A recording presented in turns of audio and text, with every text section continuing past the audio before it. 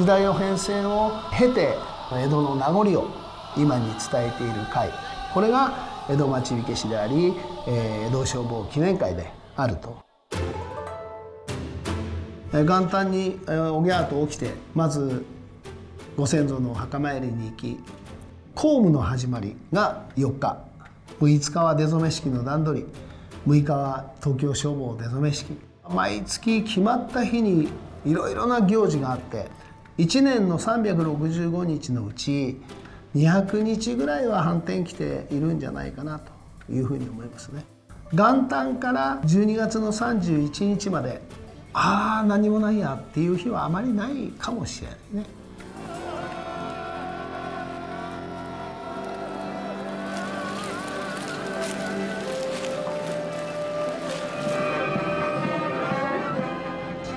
江戸消防記念会という組織、江戸町火消しをそのままの形で残そうという組織なんだけれども、江戸町火消しは江戸時代から明治に変わる時1868年になろうかと思うかな。明治5年から支部消防組にずっと変わってきて、戦時中警防団というその名称が変わって、そして昭和22年に消防団という組織に生まれ変わるわけだ。ところが、その時にこの我々その支部消防組の者たちが全部が消防団に移行したわけではなくてね、今度は仕事をなりわいにした中で江戸飛び職組合という組合ができるわけだね。その江戸飛び職組合が昭和28年に江戸消防という組織を作るんだね。私たちのおじいさんの時代になるのかな。昭和33年に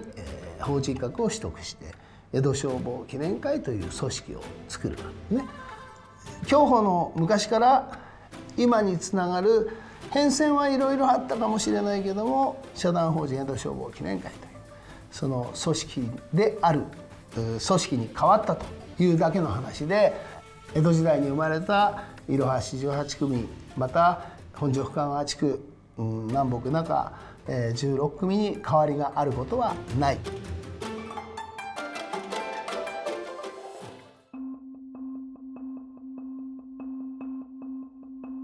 明治元年から明治5年にかけて、江戸町火消しから支部消防組っていうのに変わるんだね。その支部消防組に変わった後に今私がこの着ているこのはんてんに変わるわけだね。ここへ朱引きの色がつき、そしてここへ組頭という名前が入り、ここへ1,2,3,4本白いこの線があると思うんだけれども、奇数はまっすぐ、偶数は波を打つ。そうすると遠くから見ても一本の直線ならば第一句、波を打った真ん中に黒い線が入ってるな、それは第二句。それは誰が見てもあれは第二句のはんてんだ、あれは第四句のはんてんだっていうのが誰が見ても分かる。まといの形というのは今言うようにいろいろな形があってね、一番分かりやすく言うとい組のまといなんだ。いろは48組の地頭い。このい組のまといは丸い消しの玉に四角いマスがあって消しマスなんだね。火を消します。それが形として残っている。それから今度は地元のまとい、神田の田の字、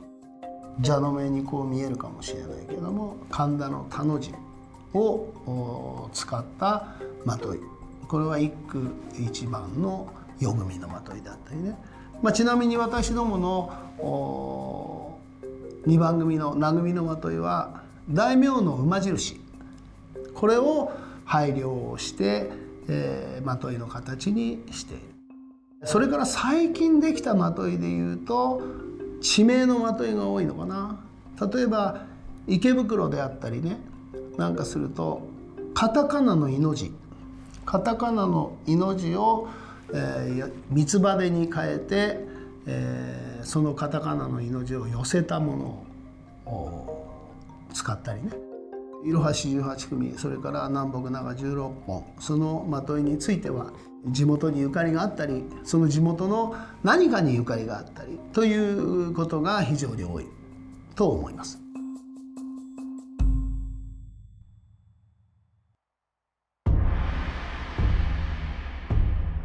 火事と喧嘩は江戸の花、とてもいい言葉であり悪い言葉だよね。喧嘩していいことなんかあるわけがないし、火事が起きていいことはあるわけがない。なぜ火事と喧嘩が江戸の花って言われるようになったのかっていうと、例えばどこどこの町で火事が起きました。その時に本来ならばいの一番に駆けつけるのは一番近い、例えば伊組であったとしますね。伊組が本来一番最初に駆けつけなきゃいけないところへよその組合の者が先に駆けつけてしまった。そうすると樋口争いっていうものが起きるんですね。いろは市18組町火消しにするとそういう樋口争いっていうのは逆に言えば少なかった。っ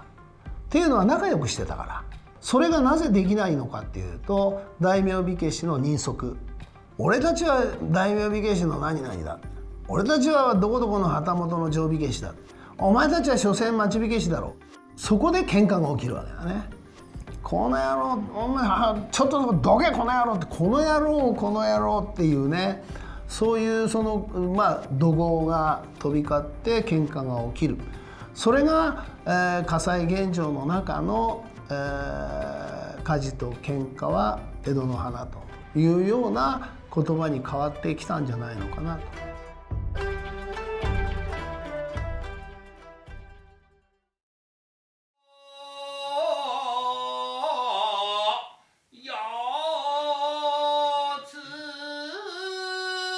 木遣りの起源につきましてはね、これはねもう古いんですよ。これは日本の国内で言えばそれはお城を越されるとか橋を越されるとかそういうとこから発していることだと思いますけれど、それは4000年も5000年も前にエジプトやなんかでもってピラミッドをこしらえるので人が3、4人集まって「おい一人の力じゃ持ち上がんないんでみんなで一斉のせで持ち上げるよ1、2の3」これがもう木遣りの始まりですから。だから木遣りを語るとピラミッドまで行っちゃうんですよ。一人の力じゃ動かないものが大勢の力でもって動く、それに神を感じるわけですよ人は。ですから木遣りというものをとても力のあるものだ、神の力があるものだ、仏の力を借りられるものなんだというところで、そこに、神を感じて仏を感じて私のお祝い事お父さんおじいちゃんを世に送ってあげる、そういう時に木遣りを歌ってください。ここを清めたいんだけども、木遣りを歌ってもらえませんかしらっていうのは私が年寄りから聞いた話ですね。木遣りっていうものはだいたい掛け声の羅列なんであんまり意味をなさないんですよね。ところが後世その木遣りというものがだんだんこう時代を経るにつれてその長唄ですとか清元ですとか歌ごとに影響されてきたりとか、そういったところで七五調の文句が入ってくる、歌詞が入ってくる。そんな中でできた木遣りやなんかがご当地ソングが多いんですよね。松坂ですとかね、軽井沢ですとかね。千秋万歳っていうのはね、木遣りがございますね。これは先の300周年の式典で私が、皆様の前でやらさせていただいた、木遣りでございますけれど、これはお能の中に「翁」っていう演目がございます。その中に神歌っていうのがあって「千秋万歳収まる御代は」っていうようなね、要するにその天子様の今の金城陛下様が治めてるこの世の中はこんな素晴らしい時代だよ、どうだいみんな、いい時代じゃねえかってこういうお話なんですよ。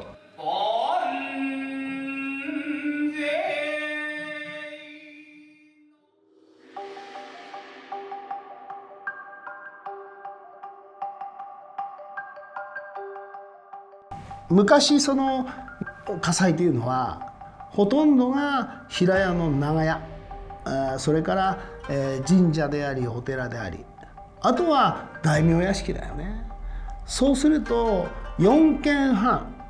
ね、今でいうと8メートルぐらいのはしごの上に乗っかって遠くを見渡すと全部が見渡せたわけ。若い者がはしごの上に上がって、組頭火災の現状は例えば、北の方角ですとか、南の方角ですとかっていうものをね確かめるためにはしごの上に途中ではしごを立てて、そのはしごに上がってね、やったのがその起源って言われてるのね。それがだんだんそのはしご乗りというものが生まれてくるのは明治の後期、だんだんそういうものを、少しでも身軽なところを見せてあげようっていうのが、その当時の、鳶の頭たちが考えて明治時代にそういうはしご乗りというのが生まれてくるわけね。義理と人情と痩せ我慢。義理というのは、横のつながり、人情というのはまた横のつながりの中の奥の深いこと、痩せ我慢っていうのは横のつながりの中で何かが誰かを助ける、何かで、手を貸してあげる。昔の言葉で変な、汚い言葉で言えばふんどし外してもね、義理は欠かしちゃいけないと。これは火消しばかりではないとは思いますがね、特にその私たちが、今までこの300年の続けてきた先輩方の教えを守ってきたことは義理と人情、これは横のつながり。痩せ我慢っていうのはどういう形で、行動に移すのかっていうことが義理と人情と痩せ我慢だと私はそう思う。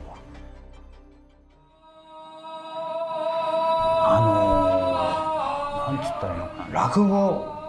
家になりたかったんですよ。で当時その中学の頃にですね、五代目志ん生さんの落語が大好きで、富久ですとかね、火消しが出てくる話がいっぱいあったんですよね。でそういうのを見たり聞いたりして、うちの仕事も、富仕事師だったんで、自動的っていうかな、僕で7代目になるんですが、先祖代々が地火消しをしてたという理由も確かにあるし、祖父の背中を見て、父の背中を見て、格好が悪かったらやらないと思うんだね。どこの跡継ぎもそうだと思います。例えば、私たち火消しの跡継ぎでなくても何々屋さんの跡継ぎであろうと、父や祖父の背中を見て格好が悪いな、こんな仕事したくねえなって思ったら多分後は継がないでしょう。先祖の背中を見、父の背中を見て、これ俺もやりたいって思うからやったんだと思いますよ。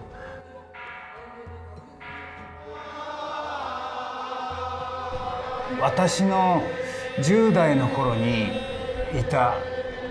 頭連中、それがそのものでしたね。歩く姿、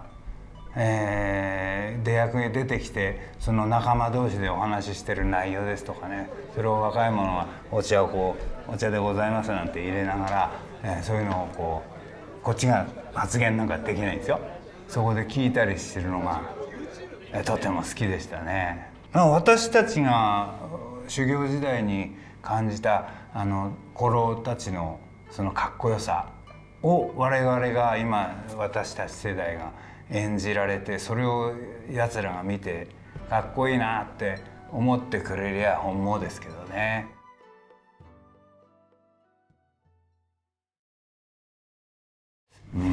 やっぱり後継者不足ってことですかね。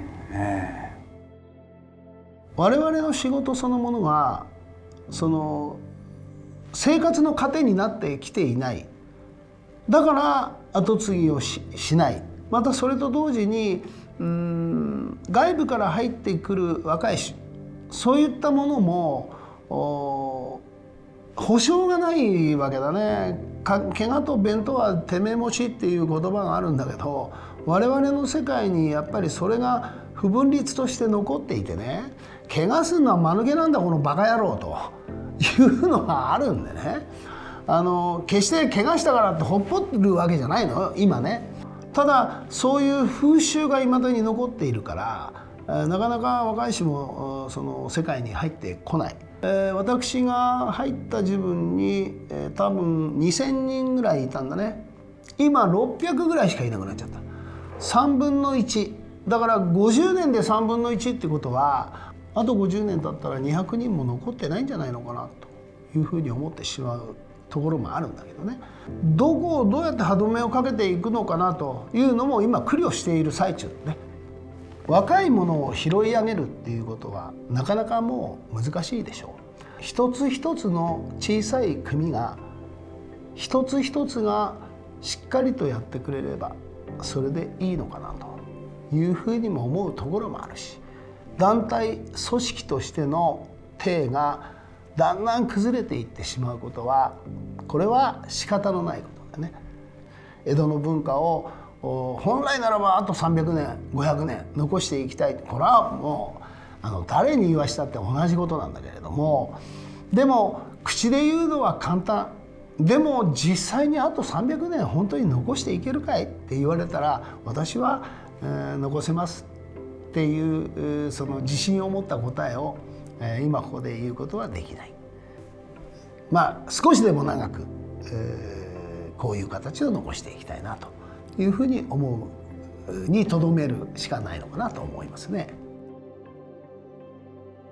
向こう三軒両隣っていう言葉あるよね。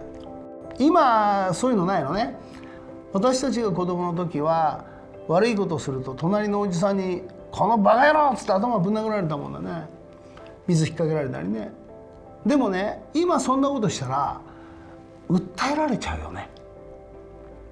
でもねその訴えられちゃいけないんじゃないのかなって僕はそう思うね。例えば学校の先生が生徒一人を、教員室へ呼んで、叱責をすればその先生はクビになってしまう。そんな時代でいいのかなって思う時が多々あるよね。小学校3年生は裸足になって砂場で遊んでればいい。僕はそう思う。あえてなぜ中学の勉強を今しなきゃいけないのか、そんなに高学歴にこだわるのか。だから日本の国が官僚世界だというふうに言われるゆえんじゃないのかなというふうに思うよね。職人が育たない国、商人が育たない国、そういう国になっては絶対にいけないと思う。職人が、職人として、えばって胸を張って生きていけるような国に戻ってもらいたいなっていうふうに私はそう思う。まあ自国の自然と自国の文化を誇りに思って愛してほしいってことですかね。いろんないい、文化がございましょう。そういうのを、愛してほしいですよね。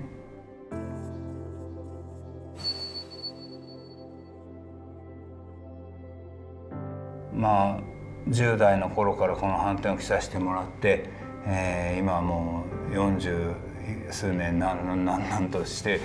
きましたから、もうしょうがないですねこうなるとね、もう全てですね生活のね。